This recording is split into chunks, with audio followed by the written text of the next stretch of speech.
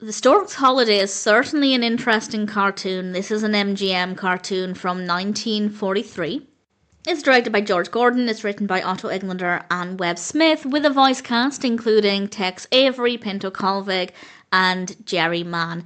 And there will be some spoilers as I explain what happens in this. I won't detail every aspect, but I do need to go into a little bit of a spoiler detail to explain some of my thoughts. And the stork is no longer storking because he went out and flew into the middle of a war zone. This was released in 1943, of course, in the middle of World War II. And things got pretty scary for the stork. So he said, enough is enough. And I mean, yeah, fair enough. I would have that response as well. And then we get to some messages that I loathe and detest and hate. But I think they could have been quite effective. The stork sees his own reflection in the mirror. And his reflection gives him a pep talk, mentioning all of the stork's ancestors who flew during different wars, basically saying your ancestors fought in wars, or I guess flew through wars to deliver those babies, so now you have to do the same too. If it was good enough for your ancestors, why isn't it good enough for you? And as soon as this message is delivered, the stork stands tall, and it's very clear that he realizes, you're correct. My family fought in wars, now I will do the same. And obviously the message there is to tell soldiers, your parents, grandparents, whoever, they fought in wars, so why aren't you?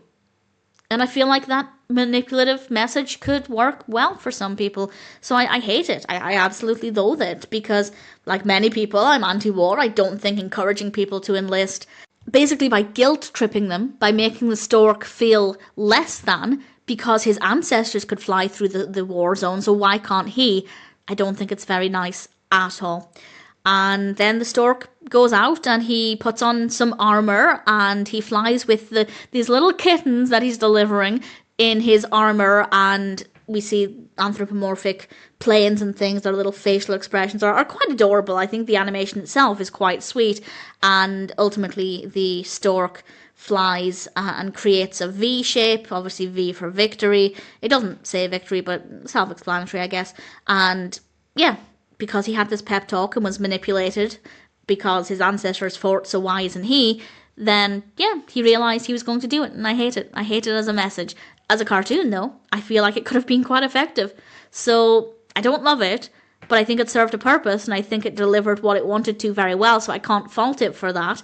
The stork character is fine, the animation's fine, the kittens are adorable, the Warzone animation is scary but fun at the same time. They made it not quite intense because of the faces and things. So, yeah, I don't like it.